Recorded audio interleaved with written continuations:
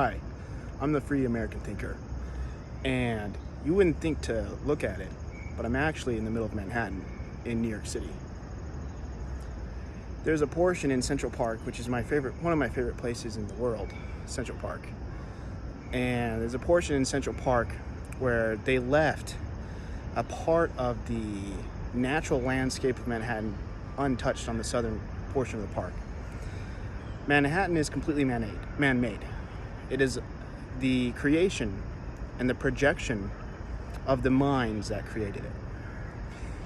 Manhattan itself was actually a very mountainous region. It had rivers, it had valleys, and it was actually pretty difficult to walk through. And there were a lot of places where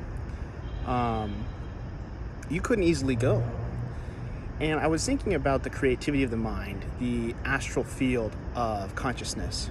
And I thought it was really appropriate. I always like taking time to walk through Central Park.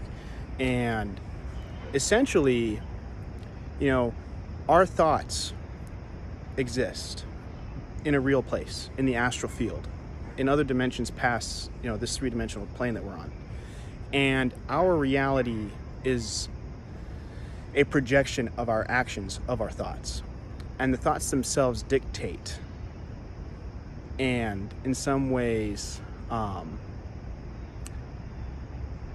manifest our actions. We think first before we act, in essentially all things, unless it's a purely, animal, fight or flight response. And when they were planning Manhattan or New York itself, with the commissioners plan in the 1800s, it was a grid, and they leveled the hell out of the island, because the island was anywhere between 100 to 200 feet in altitude at certain points.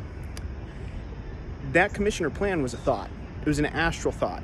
It was an existence of a potential reality that could exist if you chose to create it for yourself. And they did create it.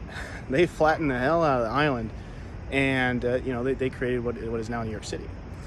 And so I wanted to discuss this just because it occurred to me that I just thought Manhattan was and Central Park in itself was a great experience, because when you walk through Central Park, it somewhat feels like a forest in certain areas. And it's completely 100% artificial, except for this small little portion. There's this little conservation area in the south part of the park. But every tree, every path, every hill, most of the rocks were actually left there, but every part of Central Park, when it feels the most wilderness, is 100% man-made and 100% replication of nature. They literally took nature, flattened it, reduced it to zero, and rebuilt it for their own purpose, in their own image. And that is a really powerful thing to think about, which is the fact that all things in our world and in our life are products of our thoughts first. What you think, there's a motorcycle. I'm telling you, it looks wooded as hell here. But this man, all things begin in the mind, and your thoughts create dimensions that we share with each other. And when we think, our thoughts interconnect and intersect other thoughts with other people. And our reality is the sum total of what we choose to create with our thoughts with other people. So I'm gonna enjoy the rest of my weekend, enjoy the rest of the day.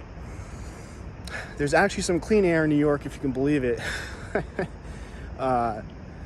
So just interesting things to think about. God bless. The truth is inside you.